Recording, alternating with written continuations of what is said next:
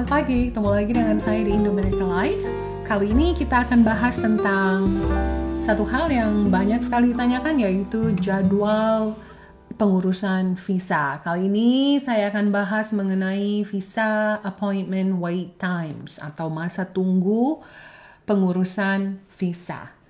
Oke, untuk mengurus visa itu nggak bisa mendadak. Jadi kita harus memerlukan planning dan memerlukan manajemen waktu, karena ada beberapa jenis visa itu juga berbeda waktunya.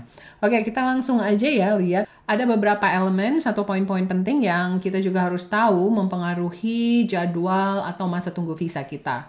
Yang pertama adalah masa tunggu estimasi dipanggil interview itu berbeda untuk tiap appointment atau untuk tiap jenis visa berdasarkan dengan staff availability di embassy kamu atau di konsulat kamu. Ya, jadi tidak sama kalau misalnya kamu apply di Jakarta atau apply di konsulat Surabaya, itu biasanya akan berbeda. Oke, nah sekarang kita akan lihat apa saja hal-hal yang mempengaruhi masa tunggu kamu di interview ini. Yang pertama tentu saja ketersediaan staff yang akan menginterview. Jadi masing-masing US Embassy atau konsulat itu akan berbeda. Seperti yang kita tahu, ini adalah di Indonesia, ini ada beberapa tempat yang kamu bisa apply untuk interview. Yang pertama pastinya di US Embassy Jakarta dan di Medan Merdeka Selatan.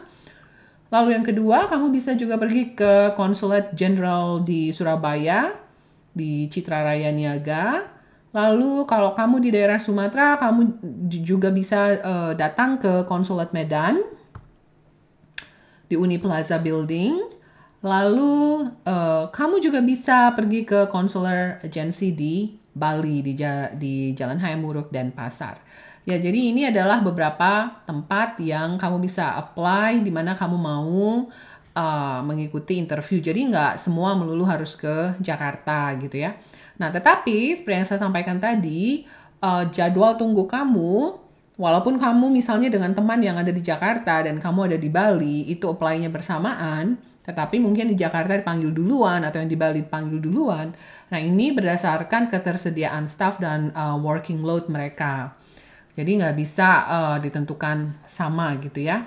Lalu yang kedua, ada kualifikasi apabila kamu meminta atau memohon untuk interview waiver.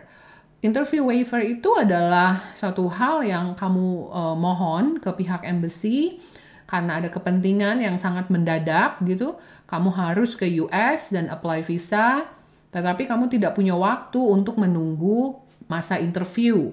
Jadi kamu bisa apply hal tersebut. Kamu bisa masuk ke embassy or consulate visa section di sini ya, disampaikan, atau ke websitenya mereka, lalu bisa minta. Nah, untuk ini ini nggak semuanya bisa kamu mudah aja diminta gitu ya. Jadi ada syarat-syaratnya ya.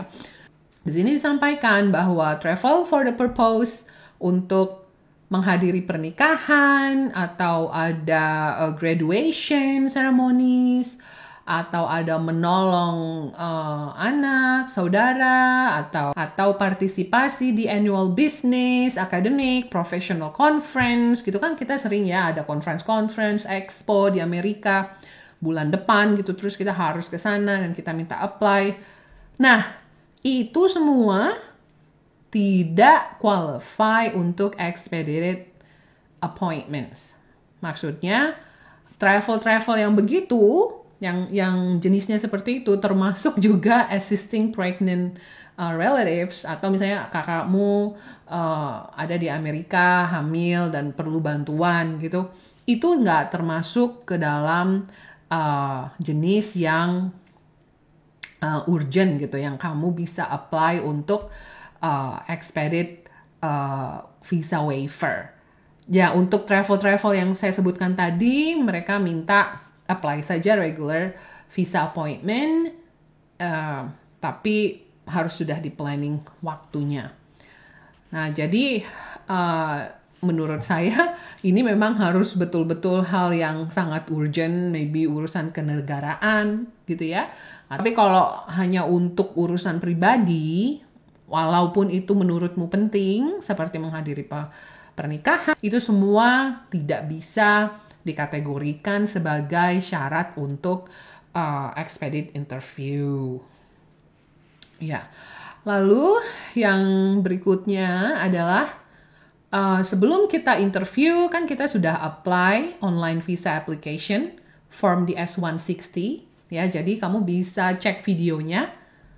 Saya akan letakkan link di atas bagaimana mengisi form di S160 untuk visa application kamu. Nah, setelah kamu isi visa application, langkah-langkahnya kamu akan setelah selesai di S160, kamu akan diminta untuk membayar application fee. Application fee ini nanti kan mereka akan tentukan menurut kurs dolar, tapi kamu tidak harus bayar dengan dolar. Kamu bisa convert ke rupiah. Jadi nanti kamu pergi ke bank yang ditunjuk, biasanya adalah bank niaga. Lalu kamu bawa aplikasi nomor kamu print di S160 kamu yang bagian halaman depan itu yang ada nomornya di pojok kanan di S160. Ya, lalu bayar application fee-nya. Nanti setelah kamu bayar application fee-nya, mereka nanti akan lihat tuh online bahwa kamu sudah isi DS, kamu sudah bayar, lalu mereka akan kirimkan schedule first available interview appointment. Maksudnya, mereka ini kan punya banyak slot of appointment ya. Mereka nanti akan kirimkan via email, itu ada seperti kalender gitu. Mereka akan ada beberapa option. Jadi kamu jangan khawatir, mereka nggak hanya kasih kamu satu tanggal, misalnya tanggal 9 Juni aja jam 10 gitu. Enggak, mereka akan kasih kamu beberapa option. 9 Juni jam 9 sampai jam 12. Nanti kamu akan pilih. Apakah kamu pilih yang jam 9, jam 10, atau jam 11 gitu ya. Sesuai dengan ketersediaan waktu kamu. Misalnya kalau kamu di Jakarta agak macet gitu ke Medan Merdeka, kamu bisa pilih yang jam 10 gitu. Kalau saya pilih yang pukul 9 pagi. Jadi sehari sebelum saya menghadiri appointment itu, waktu itu kan saya domisilinya di Jakarta Selatan. Jadi agak jauh kan dari Jakarta Selatan ke Jakarta Pusat. Jadi saya pakai trik, saya book apartemen atau hotel yang dekat dengan, kan di situ banyak ya apartemen atau hotel yang dekat dengan embassy di Jakarta. So ini adalah tips dan trik ya yang bisa dipakai sehingga kamu nggak terburu-buru gitu pagi bangun harus membelah kemacetan di Jakarta, stres, udah gitu mau interview lagi gitu kan. Jadi sehari sebelumnya saya pilih misalnya tanggal 9 Mei jam 9 pagi. Nah, maka tanggal 8-nya saya stay di hotel yang dekat dengan embassy itu yang waktu itu sih saya pakai taksi ya, jadi cuma 5 menit atau 10 menit. Karena kalau jalan lumayan juga kan, panas. Jadi saya pergi pukul 7 pagi, bangun, sarapan, pukul 8, siap-siap, bawa dokumen semua. Jadi hati kita juga tenang, kita juga nggak, crowded gitu, nggak membelah kemacetan, cari parking, kan di situ susah sekali ya kalau yang di Jakarta. Mungkin di tempat-tempat yang lain juga sama, Bali yang di Denpasar, atau yang di Medan juga kan kota-kota besar pasti susah cari parkingnya. Jadi kamu harus betul-betul sudah ready dengan itu. Jangan sampai hal-hal yang seperti hal-hal teknis seperti itu mempengaruhi interview kamu gitu. Semuanya sudah siap, dokumen sudah siap, tapi karena kamu keringetan, panas, stres nyari parkir, atau stres cari building, tidak ada persiapan sebelumnya, terlambat, akhirnya mempengaruhi hasil interview kamu gitu ya. Oke, itu sedikit tips dari saya, dari pengalaman saya. Lalu yang berikutnya adalah administrative processing di sini. Ketika kamu apply di S160 itu, lalu kamu bayar application fee, lalu kamu interview. Setelah kamu interview itu, mereka tidak bisa menetapkan administrative processing-nya itu exact berapa lama. Kalau kamu lolos untuk US visa-nya, mereka nanti akan minta paspor kamu, gitu ya. Lalu untuk paspor kamu nanti diminta karena mereka akan tempel visa kamu di paspor kamu itu. Nah, tapi mereka akan beri dalam jangka waktu prosesnya 1 sampai dengan 3 minggu.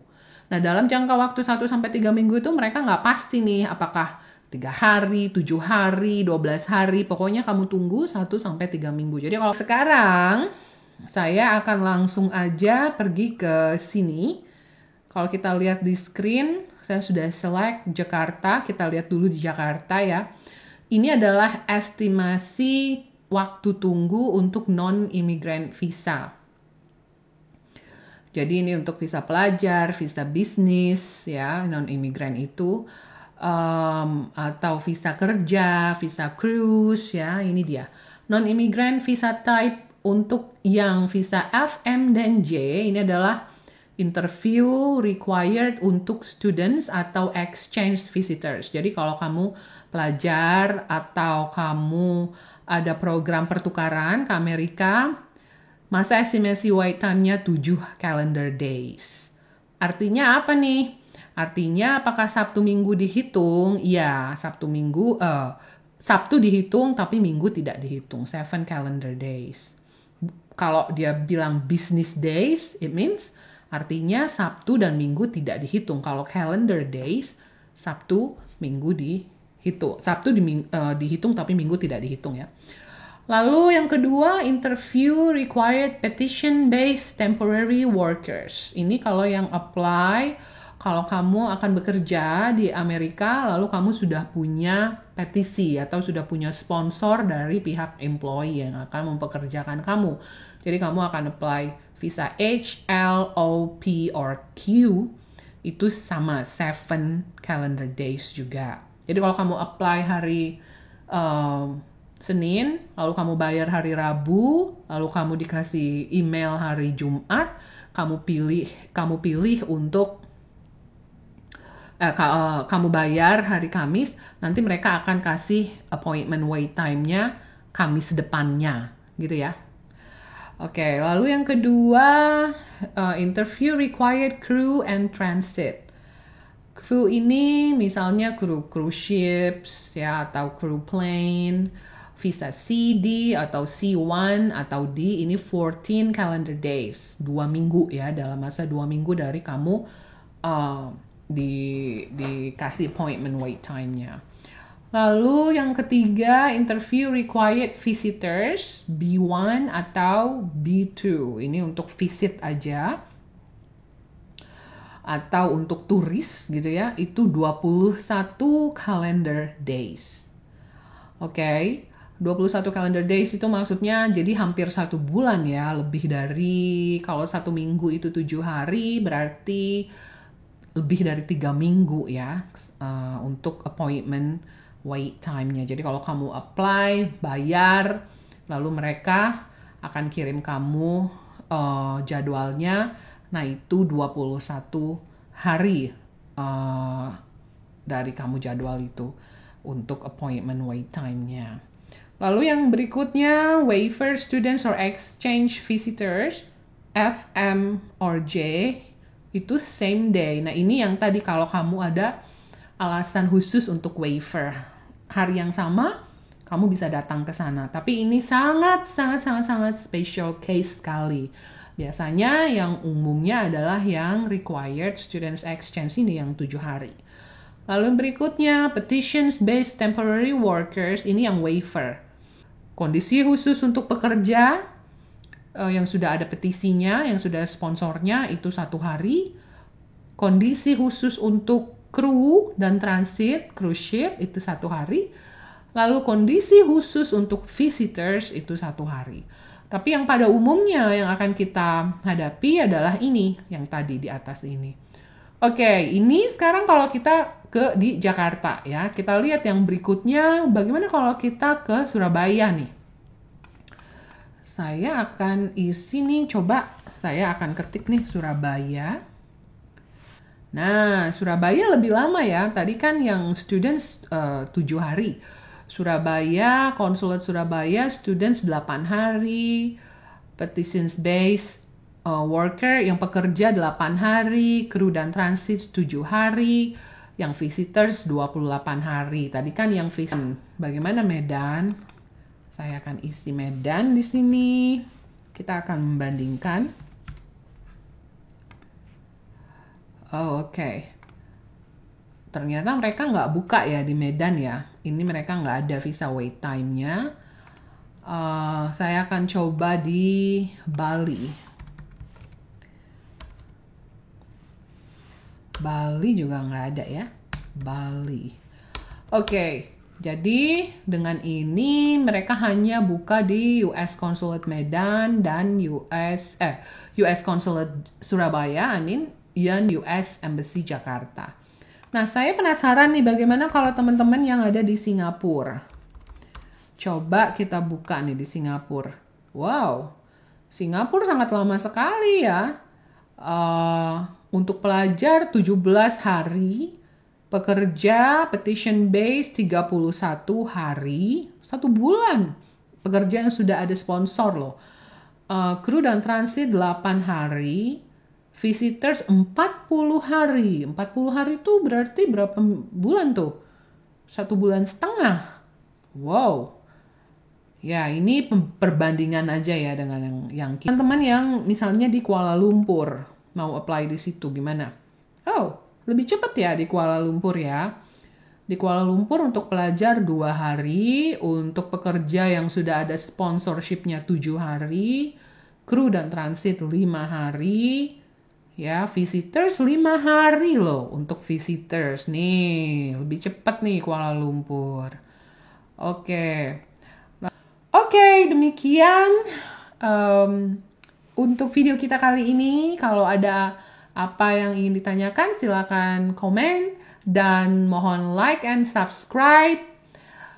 Hit the button, like and subscribe supaya saya bisa buat lebih banyak lagi video yang akan membantu kamu dan sampai jumpa di Amerika. Bye-bye!